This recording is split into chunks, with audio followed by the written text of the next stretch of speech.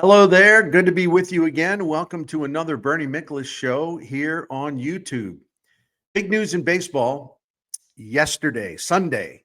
Juan Soto agreed to a 15-year contract worth $765 million to join the New York Mets. The deal eclipses the $700 million contract over 10 years that had been given to Shohei Ohtani to sign with the Dodgers last winter. MLB valued that deal at $460 million in present day value because of all of the deferred money that was part of the Ohtani package.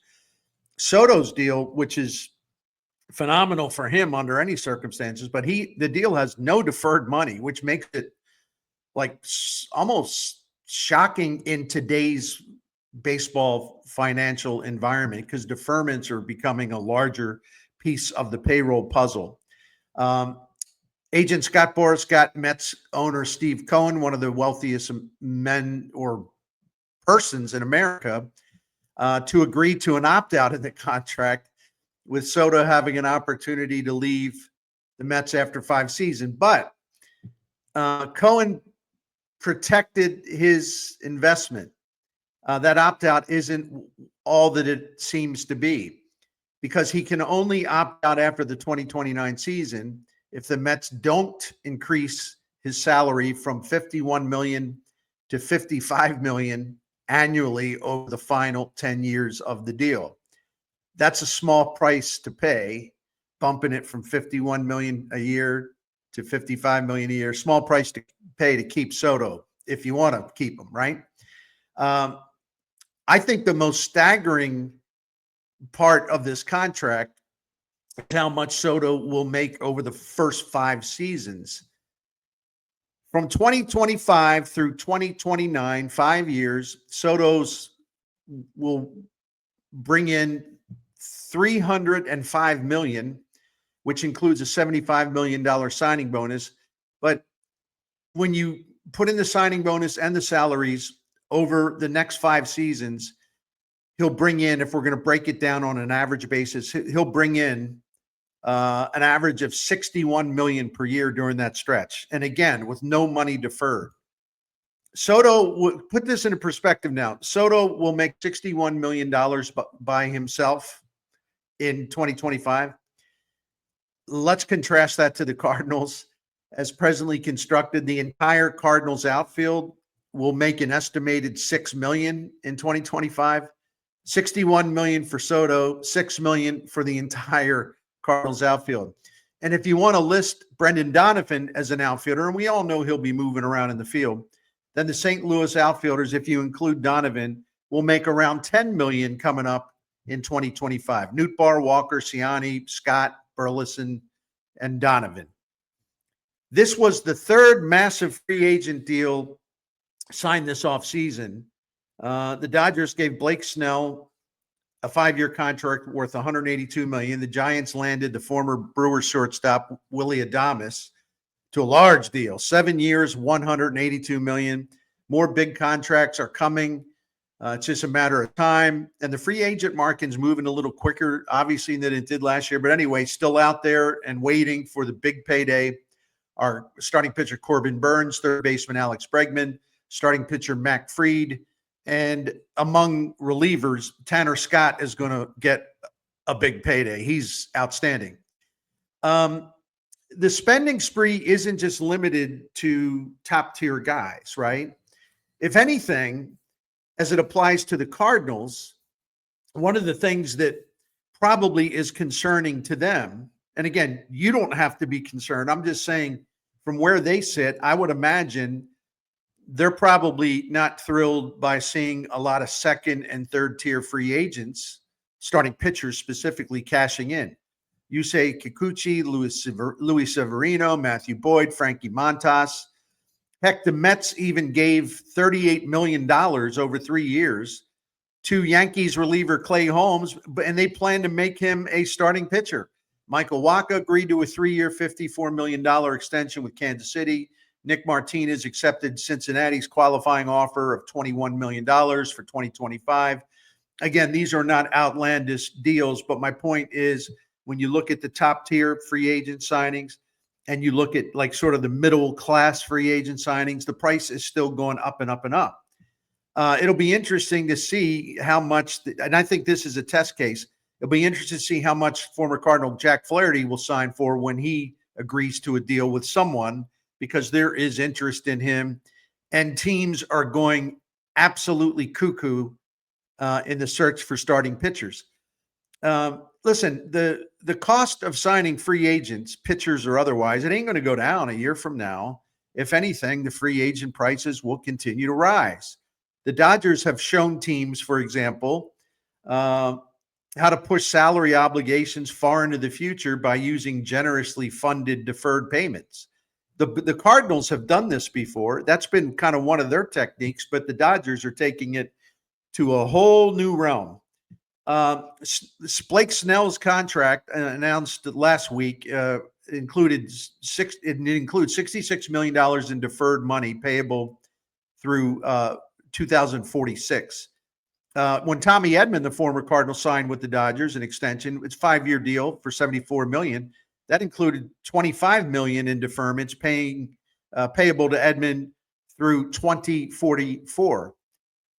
Check this out. The LA Dodgers now owe deferred payments that amount to just over $1 billion in salary deferments, over $1 billion in salary deferments that'll be dished out to 7 players from 2028 through 2046. Ohtani, Edman, Mookie Betts, Freddie Freeman, Will Smith, Teoscar Hernandez, and J.D. Martinez.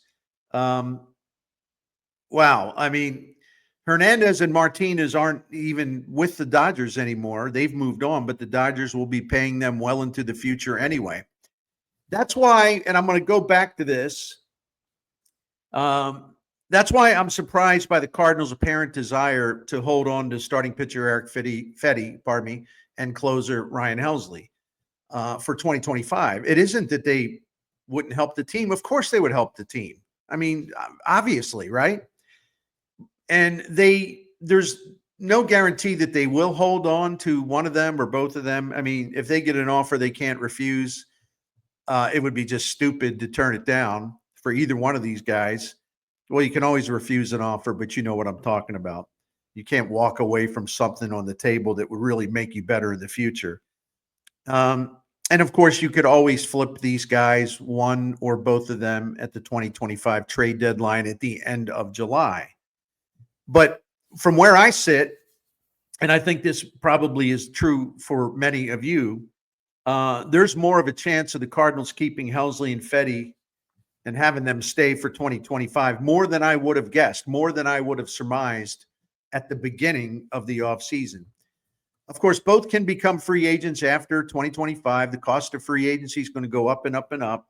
So it's difficult for me to believe the Cardinals will be willing to pay the soaring market price for new contracts for Helsley and Fetty after next season. If I thought for 1 minute, seriously, realistically, they would have a really good chance of getting both of these guys extended and to stay, if I thought that this was a realistic possibility, I mean, a truly realistic possibility, to give them a really big deals, but not go nuts. Let's say maybe they're looking for that Cardinals discount that we're all used to. It's just, I just can't buy the fact that they will go in big to keep both of these guys. That's all. When both of these guys and their agents know what's coming in free agency after 2025, based on how the market has shifted, and in a way that is very, very terrific for free agents and especially free agent pitchers. So how will Cardinals chairman Bill DeWitt Jr. operate in this environment? The answer, he won't. If we're talking about spend, let's go after the big dog free agents. Let's keep up with the Dodgers and the Mets and the Red Sox, and I could name some other teams, the Phillies, pardon me. The answer is he's not going to participate in that environment at the top of the free agent scale. I think you already knew this, but let's just reaffirm that. And that's why Cardinals the Cardinals hired Chaim Bloom to make the team's player development system and the farm system and the innovation and the knowledge and the industry leading analytics and everything that they used to have when they were great. That's why Bill DeWitt wants to go back to try to make them great again. And he believes Chaim Bloom is the guy who can set up that baseball operation in a way that will come close to replicating what Jeff Lunau was able to do in player development, draft, and just giving the minor leaguers all the tools and everything they needed to thrive in the major leagues.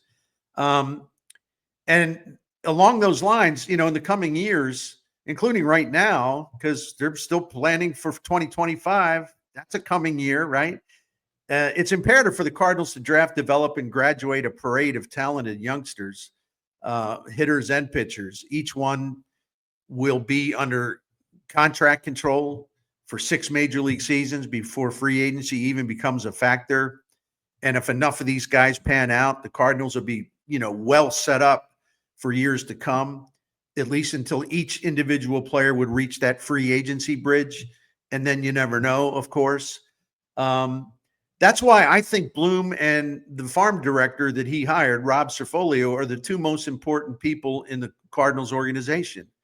I would say, given what's at stake and given the role that they will have, prominent roles they will have in shaping this franchise from a competitive standpoint for the future, I would maintain that they're the 2 most important people in this entire operation.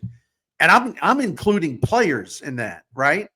Because it's up to these guys, primarily Bloom, but it's up to these guys to make sure that the Cardinals have, waves and waves of really good young talent that they can lean on and build around and sustain any success they have.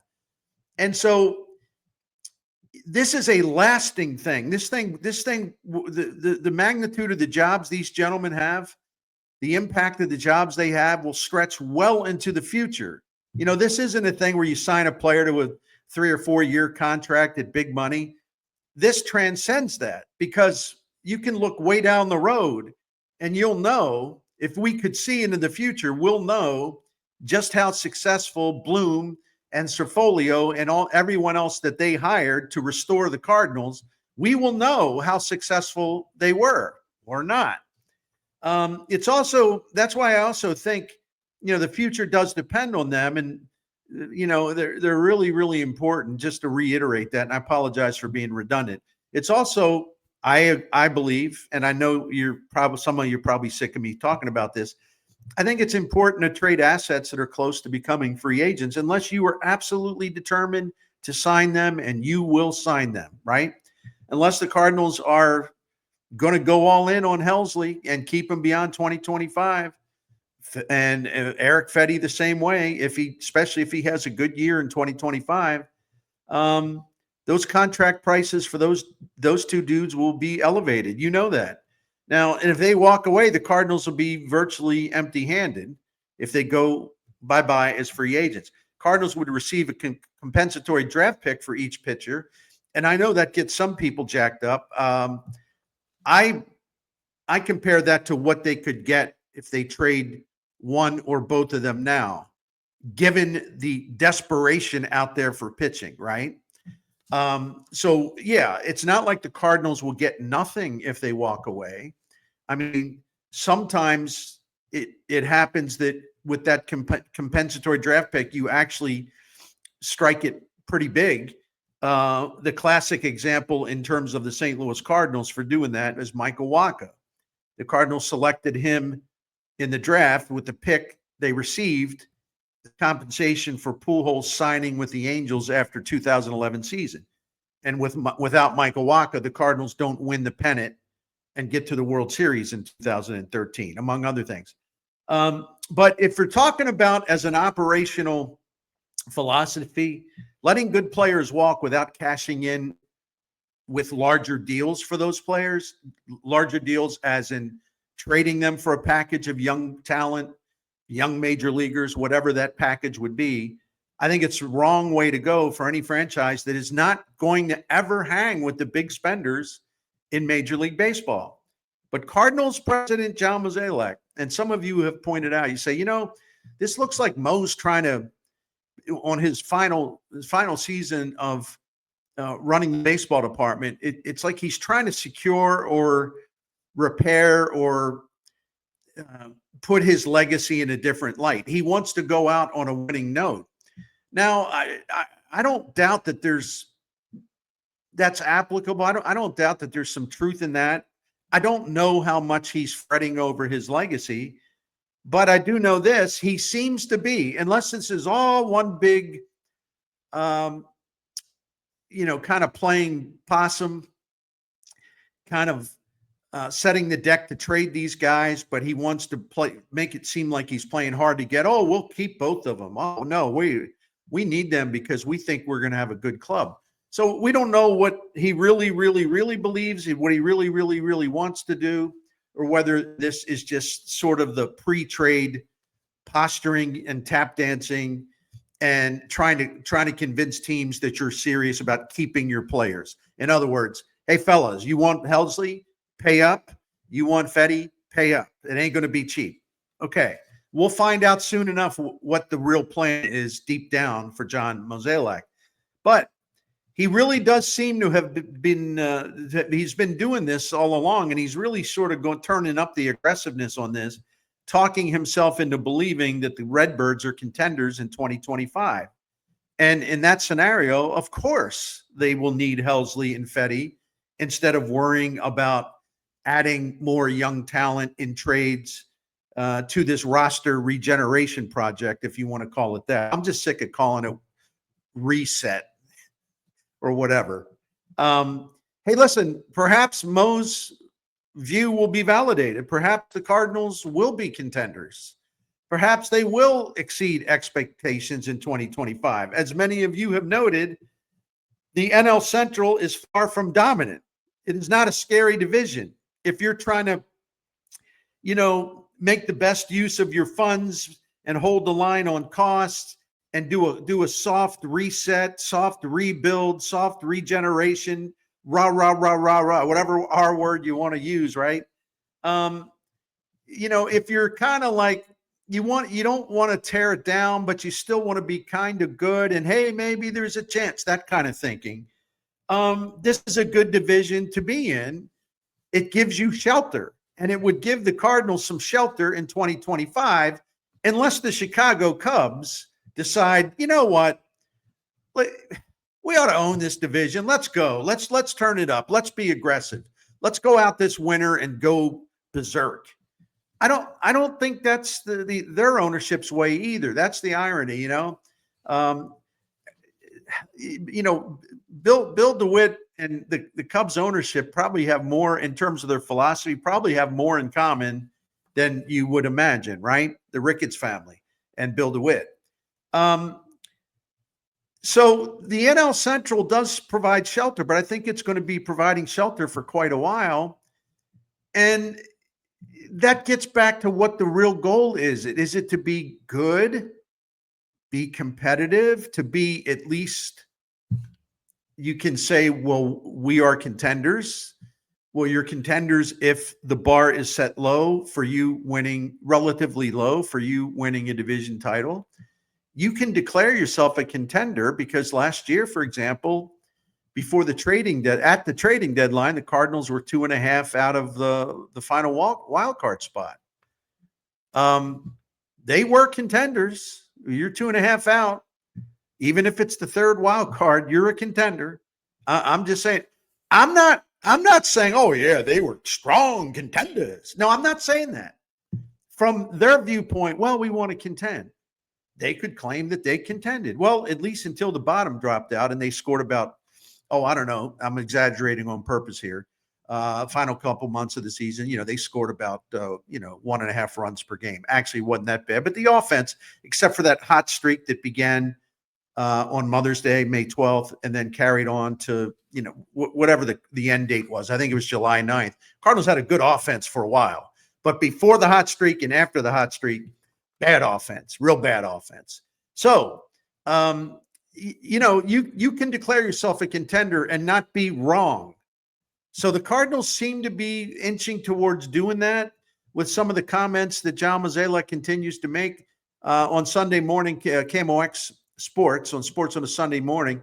Mosiac told my friend and colleague Tom Ackerman that he thinks the Cardinals can be a lot better than what people expect. See, he's talking himself into this. And maybe, again, I'm an open-minded guy. Maybe he will be proven correct. I'm a little skeptical. And I don't think that that makes me like an evil human being for being skeptical.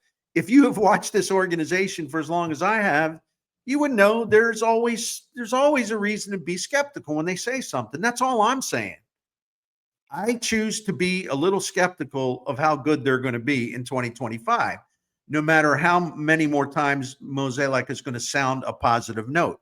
And he can sound all the positive notes that he wants to. It's okay with me. I don't own the team. My personal happiness is not going to depend on whether the Cardinals win 78 games or 85 games. My life ain't going to change. But I would love to see a winning baseball team, but not just a winning baseball team in terms of, well, we just got to get into the playoffs type of attitude. I want to see them strive for greatness and to be at that high level for a long period of time.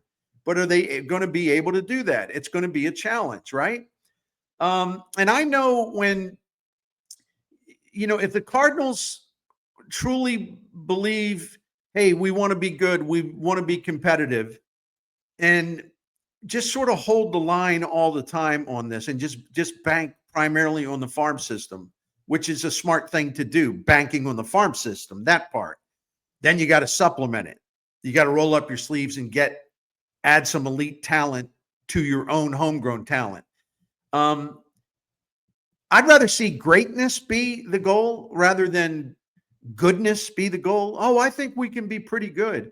I think we could contend. I think we can exceed expectations. I would rather see a more ambitious attitude. We want to be great. We want to win the division. We want to win pennants. We want to get back to the World Series. I'd rather see that attitude. I just don't know if we're going to see that attitude because they still seem stuck in this thing. It's like, well, the Central is not like some of these other divisions. The Dodgers aren't in the Central. The Mets are in the Central. The Phillies aren't in the Central, right on down the line. The Red Sox aren't in the Central.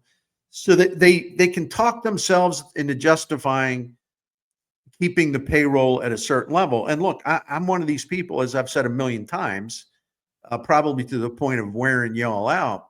They don't need to show me they're just going to spend just to spend. I don't want that. It's stupid and it doesn't work.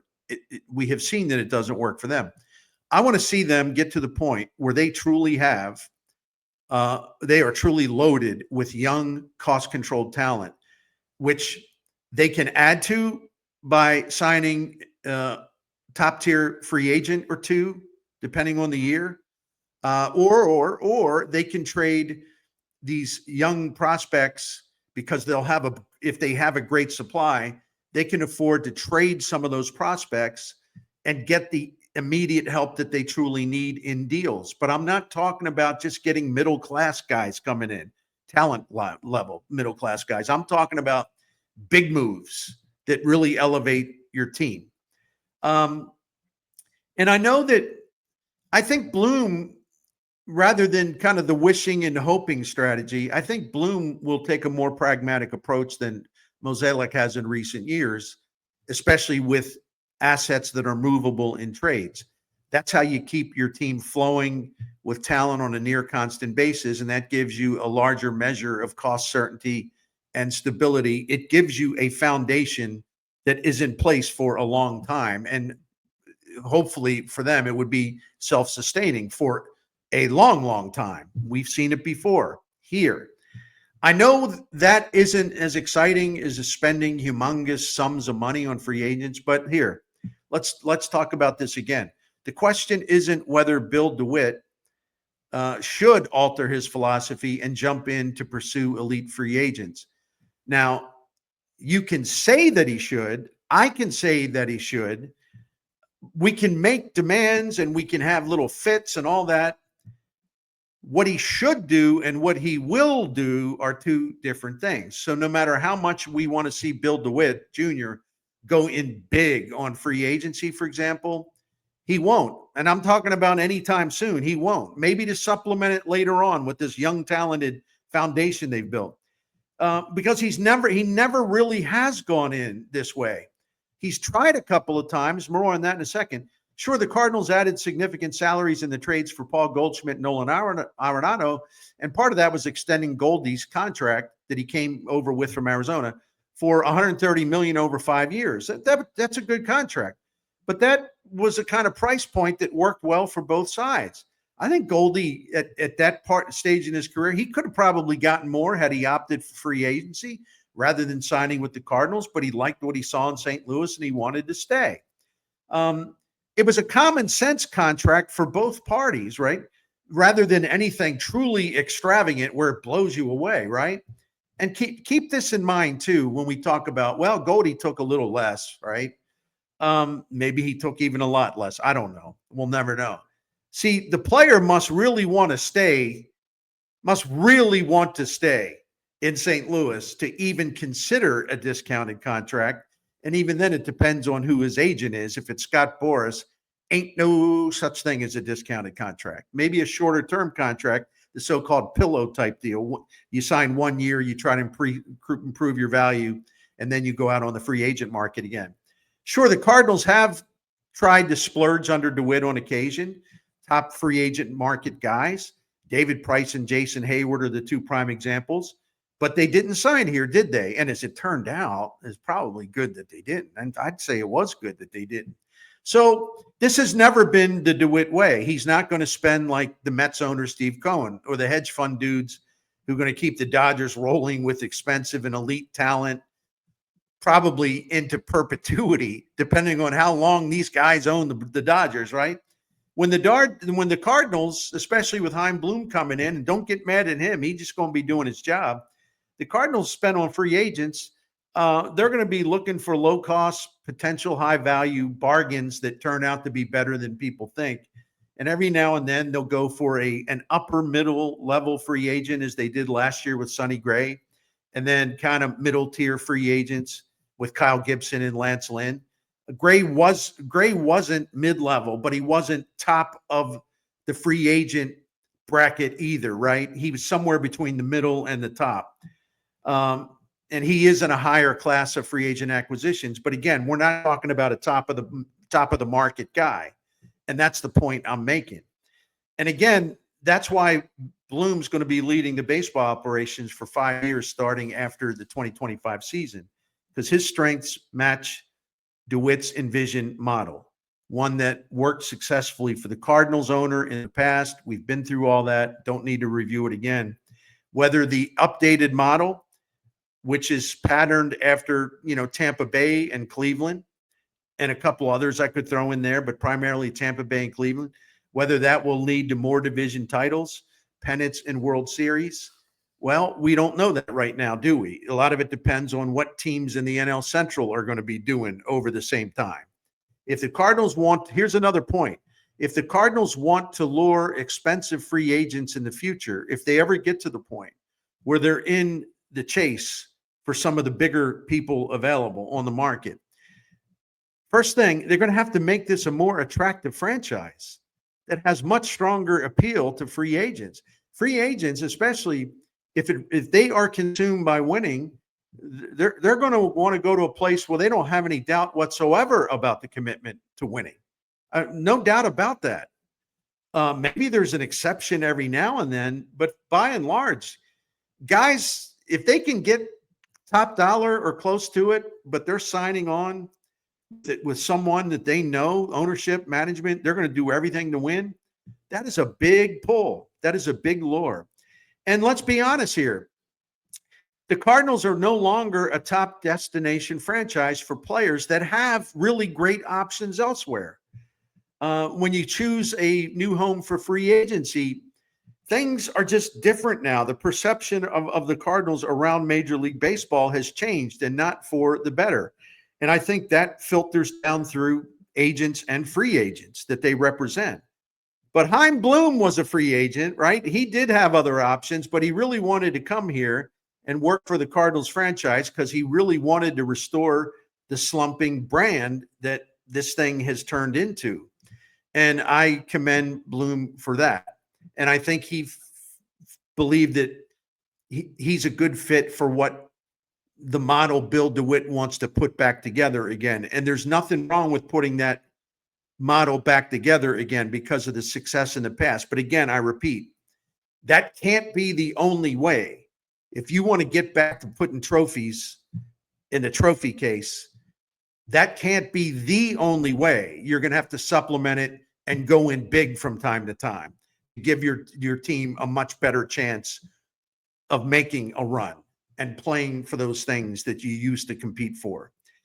The Juan Soto contract does not have a direct trickle-down effect for the Cardinals, but it does mean something. If the Cardinals are going to succeed in a big way by doing things the DeWitt way, then Chaim Bloom must become one of the most successful free agent signings the Cardinals have ever made. And yeah, he was a free agent signing. And yeah, his work from this point forward becomes critically important to the future of Cardinals baseball. That'll do it for now. I will be back later. Thank you for watching. As always, thank you for subscribing and commenting and hitting the like button. I am grateful for your support.